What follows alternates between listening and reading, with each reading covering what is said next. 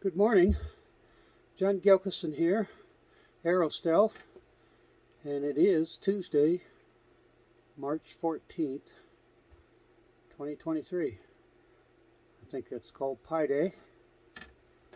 Wanted to do a video this morning based on a blog I just wrote titled, "We Need to Lead Because Our Leaders Aren't." And what prompted me to write this blog was a show called Just Have a Think, where they were talking about the fact that our leaders, we keep going to these cops, and of course they let the fossil fuel lobby in the door, and they slip in covenants into the papers that they produce, which still keep the door open for the fossil fuel industry to fund new products and so forth. The fact is, the latest thing I think the fossil fuel industry has been talking about is it's a pathway. We still need fossil fuels in order to reduce carbon emissions, of course, which is ridiculous. You can't reduce carbon emissions by using fossil fuels. Anyway, as one wag succinctly put it, we are the first society in the history of the world to not even attempt to save itself because it isn't deemed to be cost effective. I would add to that, that's what they think. It's not true. Our leaders have already committed us to 2.5 degrees Celsius warming. And of course, there's all kinds of tipping points that we're going to go over at 1.5, let alone 2 degrees Celsius, but 2.5, we're toast. So, our leaders aren't leaders. They have this craven attitude towards their fossil fuel masters, apparently. It all has to do with economics, and economics drives this. And the fossil fuel industry, as we speak right now, is planning on a 20% increase in funding of exploration, drilling, and production in the coming decade. And we simply can't let this happen, and our leaders aren't leading. So, I have a few thoughts on all this. Number one, it's kind of like the reverse of the movie Field of Dreams. Instead of if we build it, they will come, let the fossil fuel industry build out all this new production and refining, but if you don't go to the gas station and buy the gasoline, they're the ones that are going to be screwed. Their investment's going to get sunk. There'll be a decline in demand with the adoption of electric cars, and this will put they'll have more product and they will have demand for it, so price will drop. So will any profits, and the banks ain't going to want to keep funding projects, that aren't going to be leading to them being paid back and being a profitable enterprise. So I think this is the best way. This is what happened with apartheid in Africa. Finally, the protesters started putting a lot of economic pressure on the white community in South Africa by simply refusing to go to their shops and buy any of their products. And within a matter of a few weeks, the government caved in. And this is the kind of model we need here. So I've discussed some of this stuff in videos before, and you're hearing a lot more about it nowadays. We need to electrify a lot more of our technology. If you're using fossil fuels, let's say you're buying propane or natural gas to heat your house, you need to switch to a heat pump. If you're buying, again, propane or natural gas to heat your water, you need to switch to a heat pump water heater. Now, using an electric water heater directly is not cost effective, nor is it energy efficient, because all these technologies produce heat, whereas heat pumps just move heat. So, for example, a heat pump for your house has a coefficient of performance of about 3 to 4x over a gas furnace. The same thing's true of a heat pump water heater, and even a heat pump clothes dryer. They do make them. And induction cooking for your house is like 90-95% efficient, because the induction elements heat the pan itself and don't just put heat into the air around the pan, where it's just heats the air in the kitchen, and it cooks the food directly. So I did a video on that recently. So all these technologies, and of course the elephant in the room is electric cars. 27% of our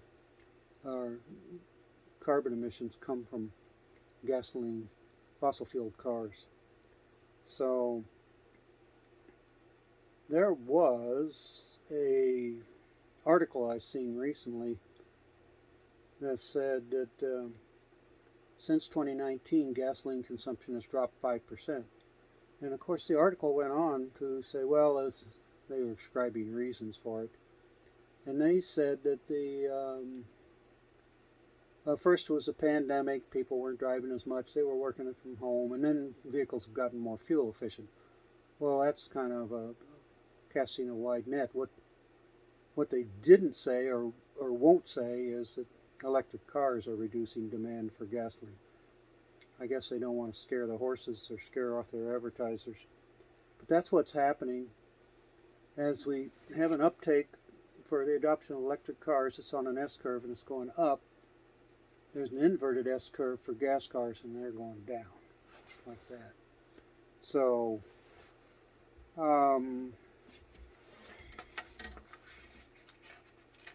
it's a 3-page blog.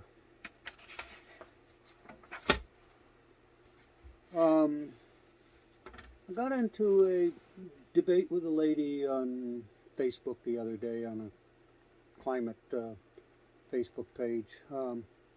And she was kind of maintaining that she wasn't in denial about climate change, because she agreed that climate change was happening. So she thought that was a good definition for not being in denial. So I disputed the point with her. I said we're all in denial about climate change. And I maintain we are. It's impossible to be alive today and not be in denial about climate change.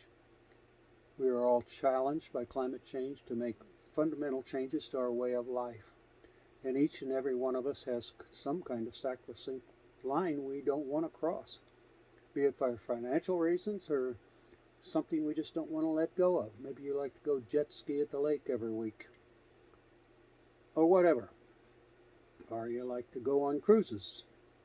So we always have something we think so important that we can go ahead and do the carbon emissions, just like Bill Meyer talking about him flying private jets.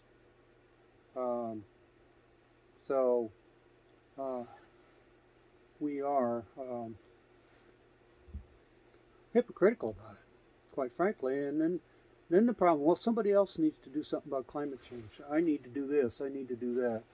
So unless you just stopped living your lifestyle completely and went and lived in a cave somewhere, or unless you have just never heard of climate change, you're in denial about it. That's at some level. So now there's a whole spectrum of people out there. There are people who directly deny climate change. They just say it's not happening. But that's because they're disturbed about it.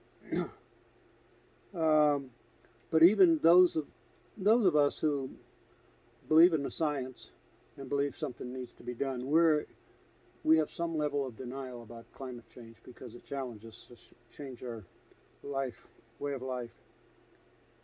But one of the practical ways forward is to electrify everything we can.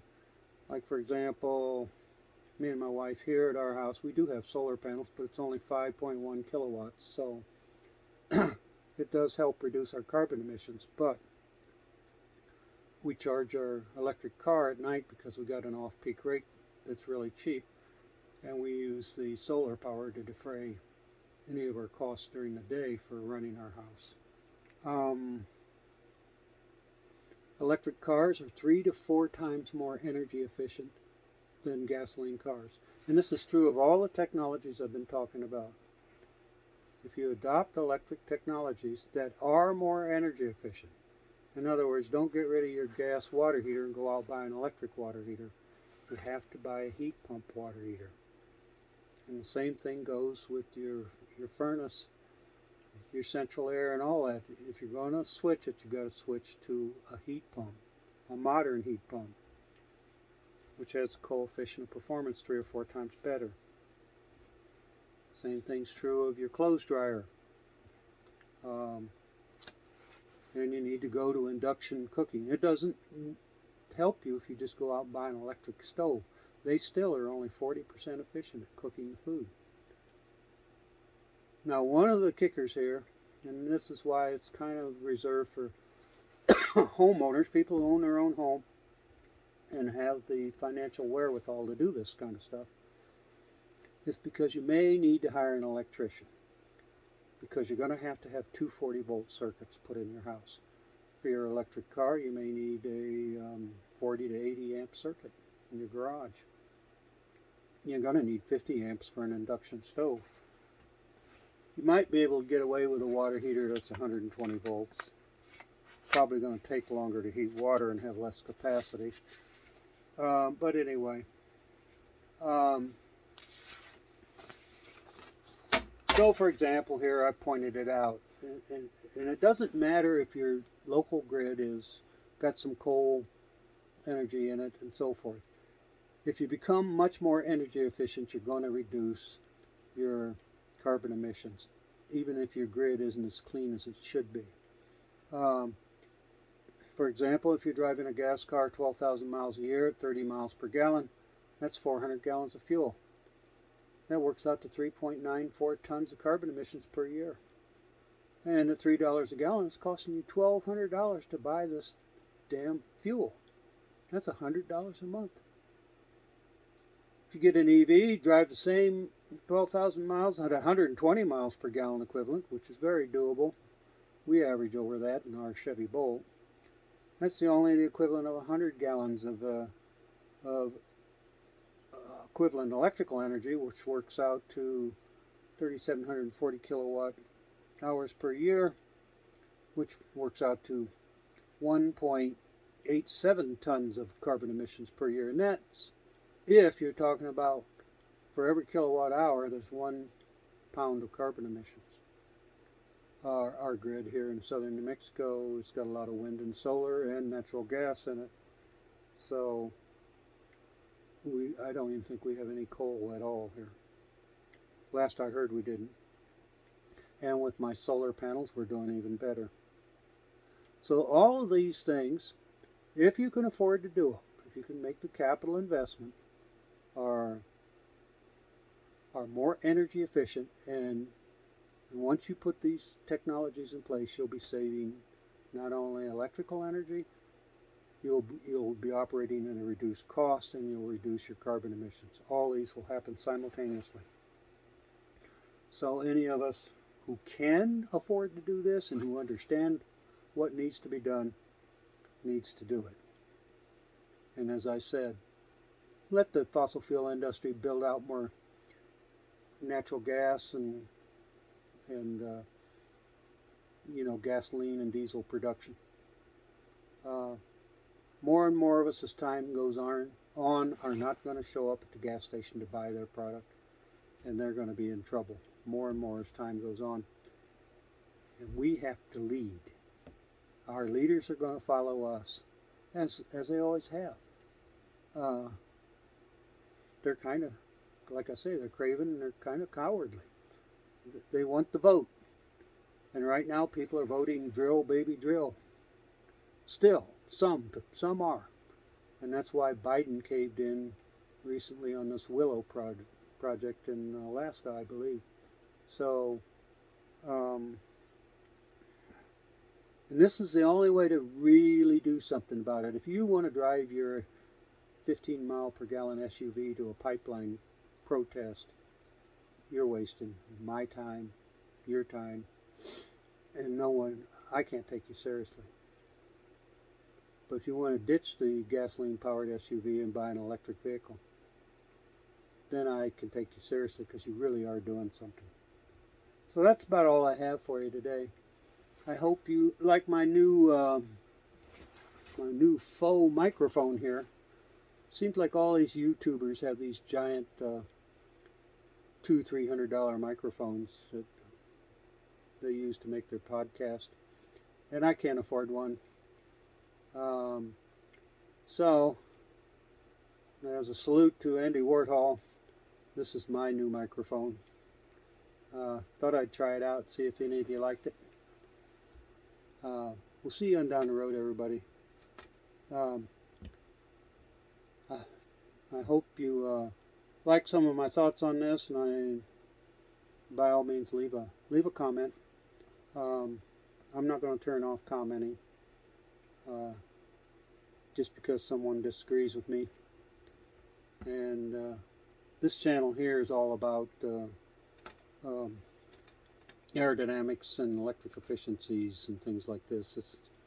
It's not about abortion or whether we should have a different sexual orientation or anything like that.